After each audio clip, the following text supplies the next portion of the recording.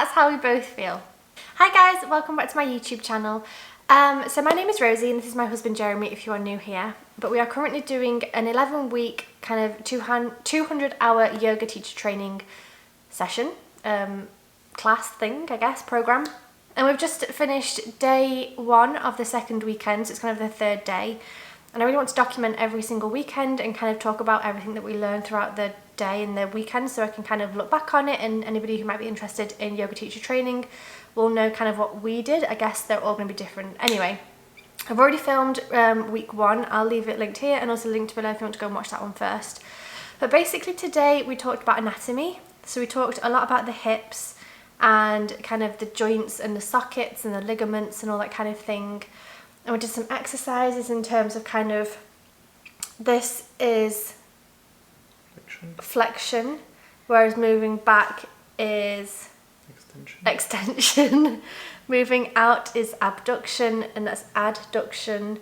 What else do we do? Oh, about the pelvic tilt, how it's kind of anterior tilts forwards and like the bum sticks out, and then posterior tilts the other way. And I don't know, it was just really kind of a lot of information, a lot of kind of scientific words and things, wasn't it? Yeah. It was a lot of learning. It was a lot of fun. It was good. I think the teacher's really good because I feel like that's the kind of thing that would send me to sleep and would I'd find it really, really hard to understand and to be able to learn as well, because I find it quite hard to learn things.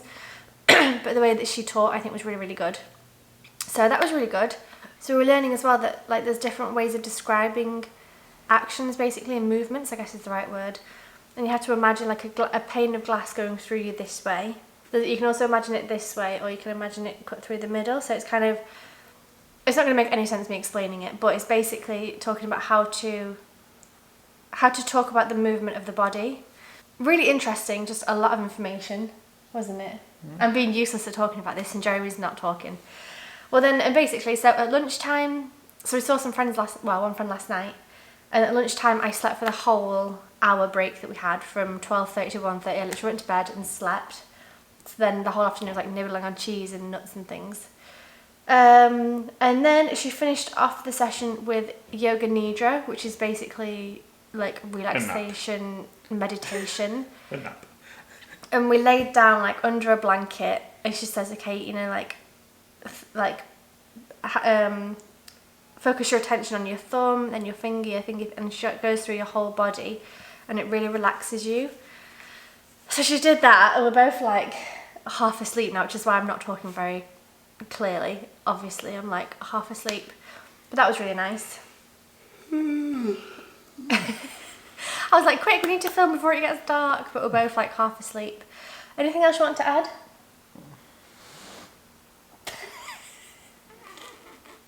Come on, what did you learn? Everything you said. Okay, we used the blocks a little bit, which was good. We did a nice movement this morning, didn't we, as well? Yeah, I didn't like it. Why? Because I don't like to do yoga in the morning. Oh, I was very stiff. We're doing a forward fold, and she said put your hands behind like that, and then behind your head, and have the weight of your hands like pull your head down. That was too much because my neck was so stiff this morning. But I think we're going to have sore hips tomorrow maybe because of all the movement we did today, because it was kind of repetition of like move it forward, move it back, move it to the other side, and then move it round, and then move it round. And we did that maybe at least 8 or 10 times. So I think I might be, and then sometimes I do it twice as well. And then also when she was teaching us, probably like 15 times or something, I don't know. Anyway, so I think I'll have sore hips tomorrow, we'll see. Yeah, so we're talking about, I'll try and find a photograph and pop it here maybe that might explain it a little bit better than what I'm going to do. But basically the spine, I mean, it's obviously curved like somewhat. Just short. Yeah, this is what a normal spine should look like. But then you can tilt your spine, you can tilt your pelvis so that it's anterior, which means that it's kind of, your bum is poking out a bit more, like this. I do the model. Jeremy can be the model.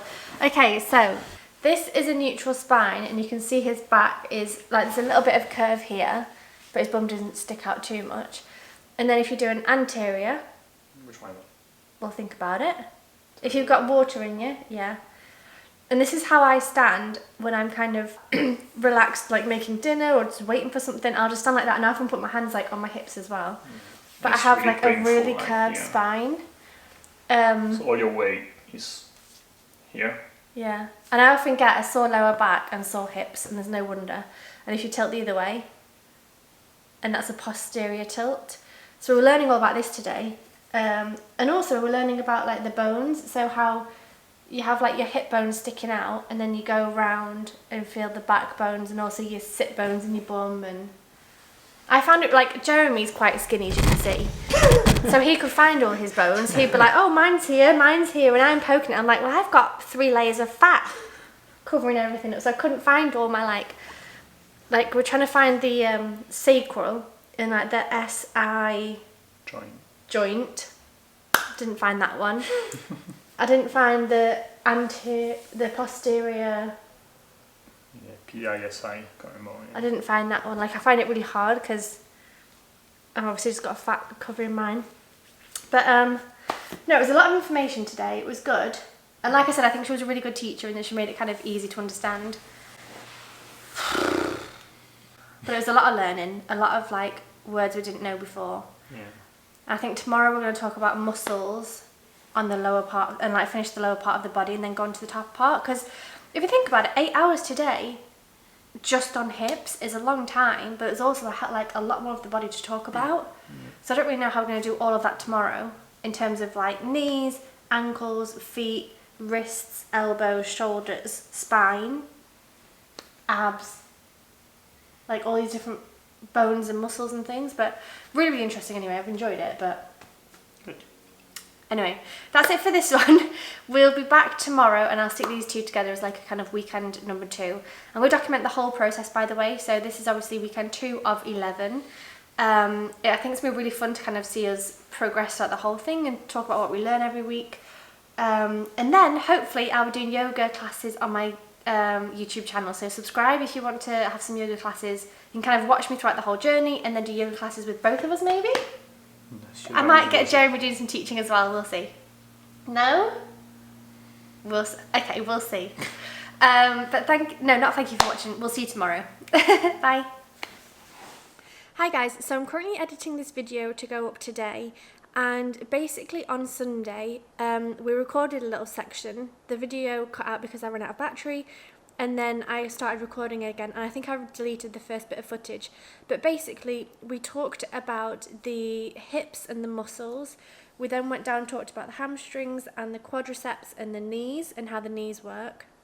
We also then talked about the lower leg, the ankles and the feet and the bones in the feet, which I never realised. I thought the ankle maybe had one ball in the middle, or maybe had 2 balls, like one either side.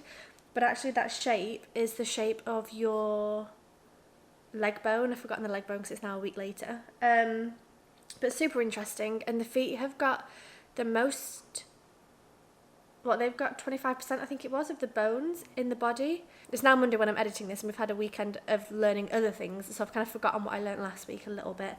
But basically we talked about the lower body, and then we moved up and talked about the shoulders, which I think is where I left off. So I'm going to talk about that now in the next section of the video. So I'm sorry about that, I obviously deleted that bit of footage without, by accident. Anyway, I'll carry on with the video. So this is what I filmed on Sunday for the rest of the day. Okay, so my battery just died, so I had to quickly change the battery.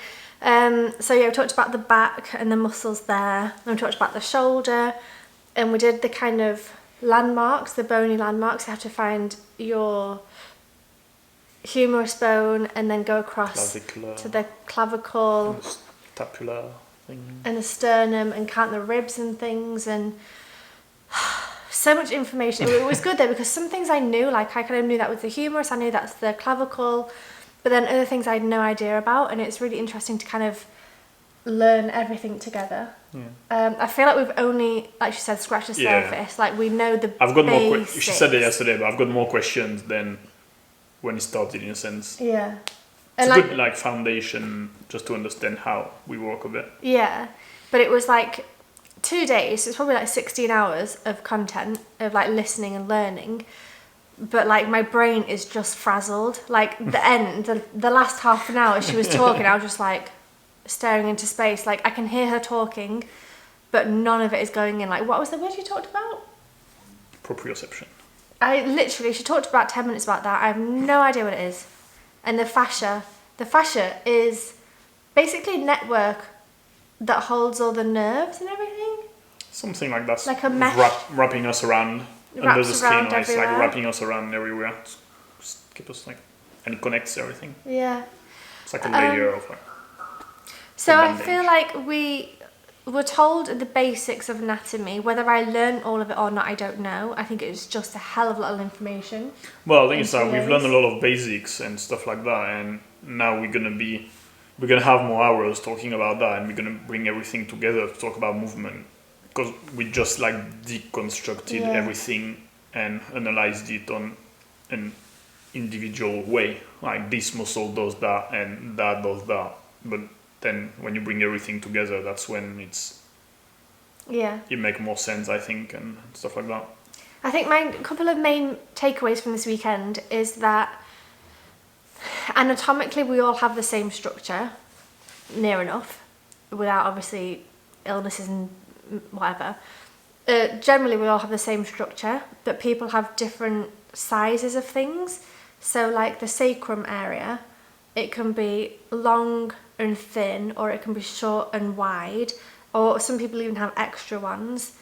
And like the femur bone, for example, the like the socket ball, the socket bit at the end can either have quite a long neck or quite a short neck. It can be quite large or quite small. So that's going to limit the range of motion that you can have. So some people, like, even if two people have the exact same amount of flexibility and mobility, their body might just be built differently, and you still can't do the same movements even if they're the same level of fitness and everything else. So I found that really interesting. So I don't quite like, it's kind of obvious now that I'm saying like obviously everyone's built differently, but I kind of thought we'd all have the same basics.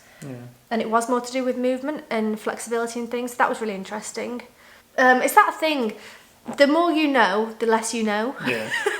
And like that, we were talking about this the other day with Carla, that like, was it with her? I can't remember, we talked about it recently, how like there's things you know, there's things you know you don't know, and then there's all the other things that you don't know. And like with the body, like I now know there's a lot of things I don't know. There's still a lot more you don't know that you don't know.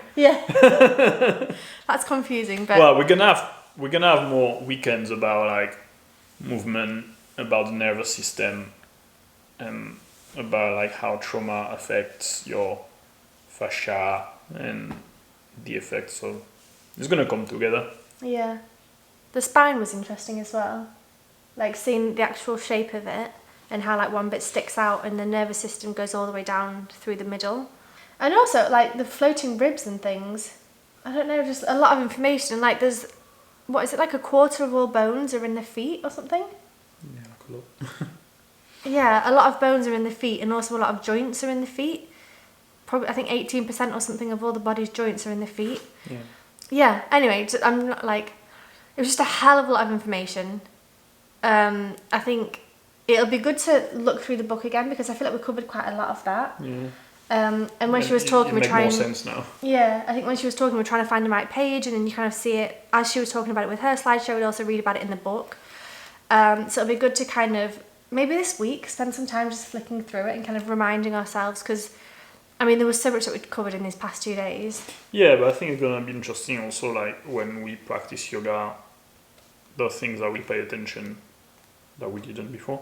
Oh, and obviously my main takeaway as well is that I need to stand properly, or just be more aware of it and try and not correct, like she was saying, like you're not, like it's not bad, it's not incorrect, it's more just, it's not about correct or good or bad, it's just like right now you have a lot of pain that's probably so like my ankles roll inwards, and I think that might be because my back is curved, my lower back.